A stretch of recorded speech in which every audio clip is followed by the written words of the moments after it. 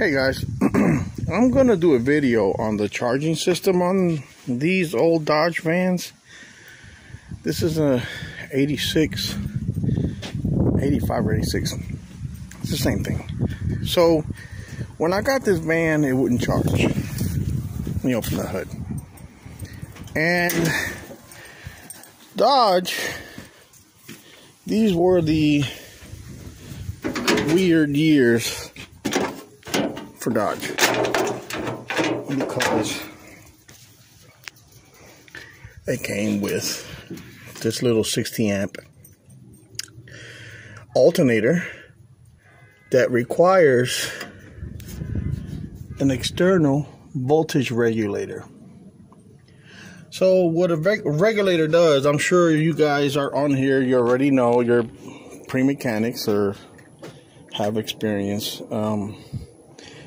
with Chevy or Ford. Chevy, has internal voltage regulator. Well, depending on the year, but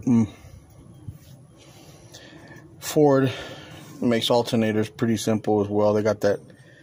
Some of them got the Motorcraft external voltage regulator, which is kind of similar to this Dodge setup here. Some of the old Chevys have also external voltage regulator, but you can just put a modern internal regulator alternator with a one wire alternator. Cost you $100 and you can be done with external voltage regulators. Well, I didn't want to do that. I wanted to keep mine original, so I went for a ride, and sure enough, battery died. Wasn't charging. Hey, Mr. B. And I said, well, I looked at the regulator. Well, I looked at the outside of the regulator, and this is what it looked like.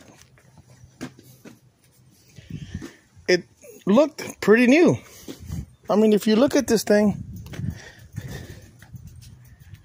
I said, well, I don't think it could be the regulator, so let me go ahead and change the alternator. So I went to the local parts store here and bought a alternator. When I was taking the old one off, there were pieces that fell out of it.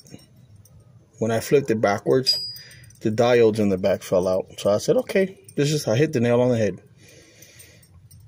I'm not really familiar too much with Dodges as far as charging systems or points or their electronic system. I know that is their control module for the electronics for the distributor. But anyway, that's a whole different video. Okay, so if it's not charging, you can do this. Instead of spending the $60-something on the alternator, you can go ahead. I would just go ahead and buy the regulator, or just unbolt your old regulator. And I'm going to show you guys something. I should have did that, but I didn't. I just went ahead and bought the alternator because this thing looked new.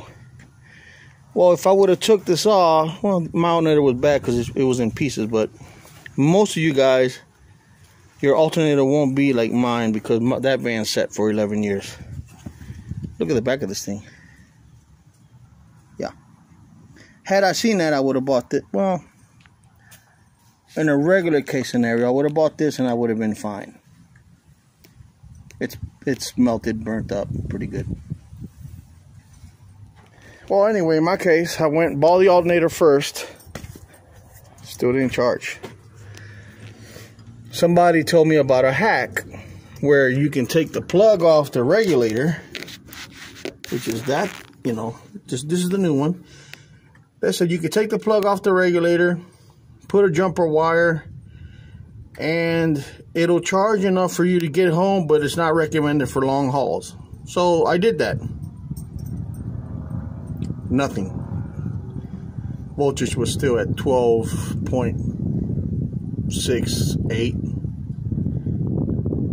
Not 12.68, 12.6. From 6 to 8, it would jump from 12.6 to 12.08. 0608. Okay. Anyway, so 12 bolts. And, it baffled me. I said, well, I seen the guy do the hack, and the darn thing started charging, 14, almost 15 volts. And he was able to get home. So I said, God, I hope this darn thing isn't bad. So I said, okay, let me go ahead and buy a regulator. After I pulled my old one off, and I said, yeah, it's melted. Waited the 2 days, it got here, and presto, it's charging like a champ. So let me show you the back of the alternator. Oh, maybe if I unlock the door first.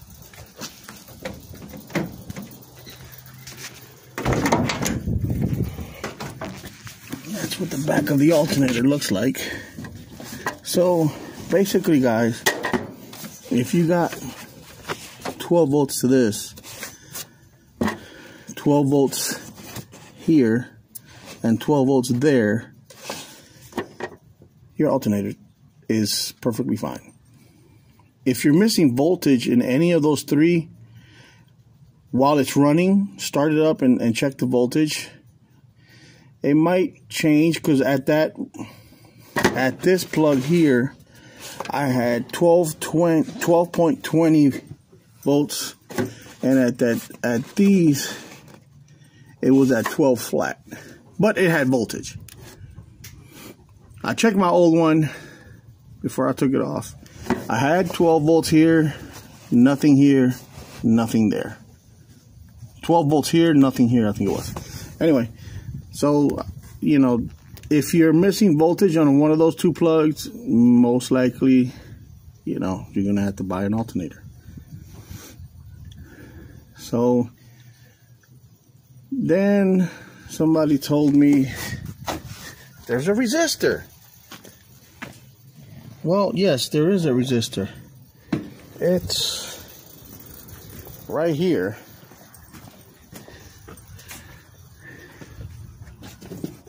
I don't know if you guys can see it, but it is right there. Well, go ahead and jump it. Well, somebody already jumped it, but I found out that resistor is not actually for the charging system. That resistor is for the ignition system. Totally different can of beans. So don't worry about that. Basically, alternator, regulator, good battery, and you should be charging. As soon as I plugged in the regulator, I got 14.6 volts. Turn the lights on, it doesn't drop, it doesn't budge, so that's perfect. The alternator light went off. And basically that's it, guys. Make sure that you have I think it's a 20 amp or 30 amp fuse on your dash. Make sure that that's good, and most of the time it's going to be just fine. It's in here. There's the fuse box, and that's it. They sell a modded alternator with an internal voltage regulator. If you can afford that, that would be sweet. They're pretty much, the alternators are pretty much all the same, from the 60s all the way up to, I believe it's 1987. They're all like this. They sell them 60 amp, 90 amp, 120 amps. So this is the 60 amp one. And that's it, man. There's really nothing to it. I was over here scratching my head, banging myself apart, and it's pretty simple setup. I'll go ahead and start up, see you can see it's charging. And the voltmeter's good as well. Pump the gas because it's carbureted.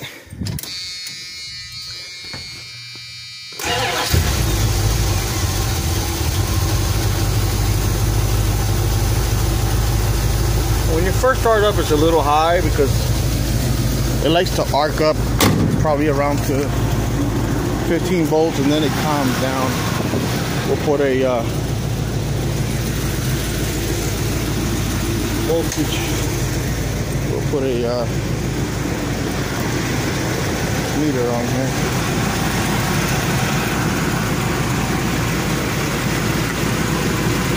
Hopefully I can do this with one hand. Okay.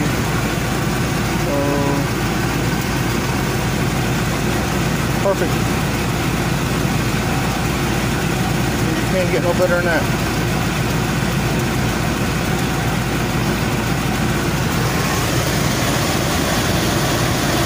Alright guys. Another tip, make sure that your fan belts are tight. Don't over tighten them because you're going to kill the life on them. But if these fan belts are slipping, you're going to get a wrong voltage. It's going to drop. Yeah. Dropping back. It'll drop down to like 12.4.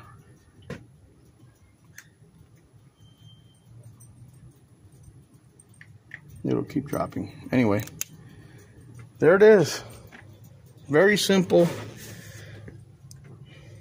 Nothing too extravagant. I was drowning myself. Oh, I heard nightmares about Dodges in the charging systems. Now, check this out. This alternator must have been bad right before they parked this van. Because, well, I believe that alternator was... the voltage regulator, I'm sorry, was overcharging. And then when you have an overcharging problem, this is what happens. Look at that. That box controls something. I haven't done the homework on that yet. But that melted. This box here melted. Look. All the way down. Because it started probably charging 17, 18, 19 volts to the battery, and these units here aren't gonna handle that, so they start to melt. In my case, I guess they parked the van just in time for it not to do any damage to the wiring harness. So I ordered all these boxes, a heater control, the other ones I think controls the wipers or something, and then the ignition control. It's not called ignition control module, it's called ignition control. I ordered that one too, just to be safe. And then all the wires, the rest of the wires look fine. So I caught it just in time. Or they parked it just in time. Hope this helps. Any questions, you can hit me up on the comment section. Again, I'm not an expert at this, but obviously, you know, any little bit of help that you guys can get, I'm willing to fork out. God bless you guys. Bye.